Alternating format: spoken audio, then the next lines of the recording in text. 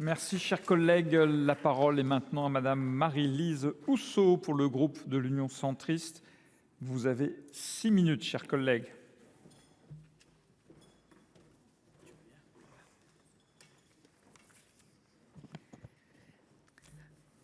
Monsieur le Président, Madame la Présidente de Commission, Madame la Rapporteure, Madame la Ministre, mes chers collègues, la rénovation énergétique des logements s'est progressivement imposée comme une politique publique essentielle, située au carrefour des différents défis auxquels nous devons répondre.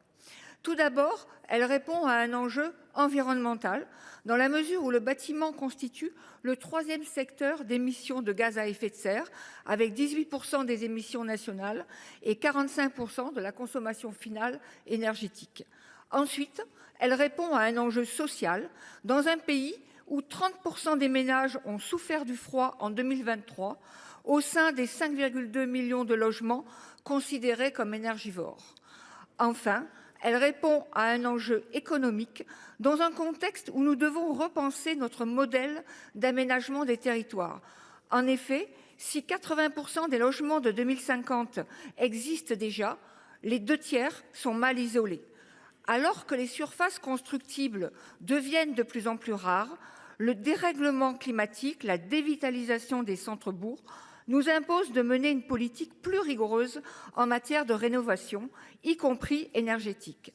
À de multiples reprises et de plus en plus fréquemment, le législateur s'est questionné sur l'orientation et l'ambition à donner à cette politique, qu'il s'agisse d'accélérer, d'assouplir ou de supprimer le calendrier de rénovation des passoires thermiques, ou de donner des marges de manœuvre aux acteurs publics ou privés pour atteindre les objectifs. Les normes législatives et réglementaires en la matière fluctuent en fonction des crises, alors que le secteur du bâtiment demande de la stabilité et de la simplification. C'est dans ce contexte qu'un rapport d'information de la Commission de la culture sur le patrimoine et la transition a conclu en juin 2023 que la législation actuelle ne tenait pas suffisamment compte des qualités du bâti ancien, à l'exception des bâtiments historiques. La proposition de loi découle de ce rapport. Elle aborde le cas du bâti ancien, une catégorie regroupant les bâtiments achevés avant 1948 et qui représente 1/3 de notre parc national. Ce type de bâtiment est singulier dans la mesure où il est composé de matériaux naturels et exige une réhabilitation spécifique, incompatible avec les techniques et les matériaux utilisés sur le bâti moderne.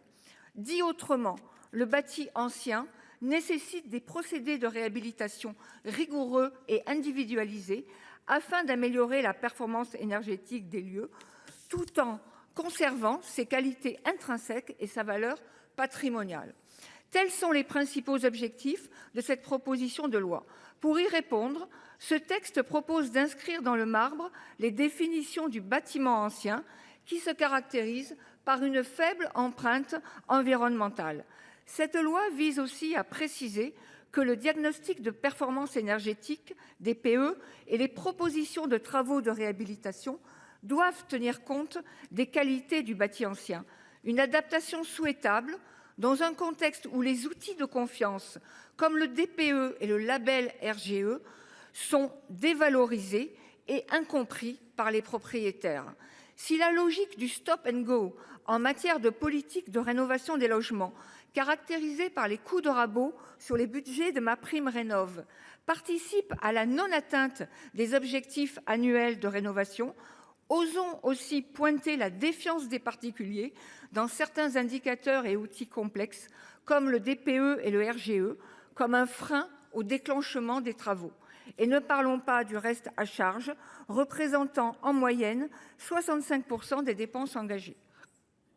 Cette proposition de loi adapte également les modalités de l'audit énergétique aux bâtiments anciens, en précisant que les propositions de travaux soient adaptées aux contraintes architecturales et patrimoniales pesant sur le bâtiment. Cette exigence se double d'une attente de compétences supplémentaires spécifiques aux bâtis anciens.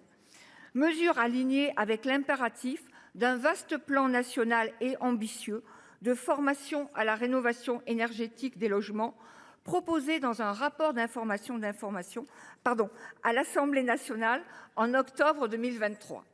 Enfin, ce texte de loi demande un rapport au Gouvernement sur les possibilités de soutien financier spécifiques à la rénovation du bâti ancien.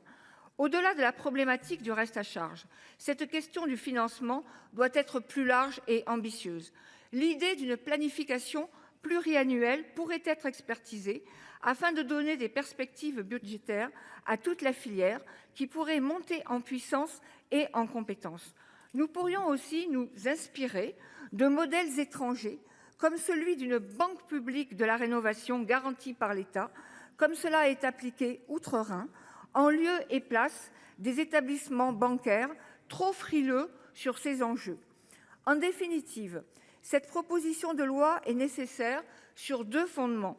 D'une part, elle répond aux problématiques posées par le poids du bâti ancien dans le parc de logement et par les singularités des réhabilitations à y effectuer.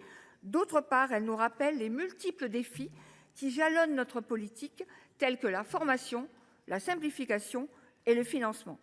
Pour toutes ces raisons, le groupe de l'Union centriste votera en faveur de ce texte. Je vous remercie. Merci, chers collègues.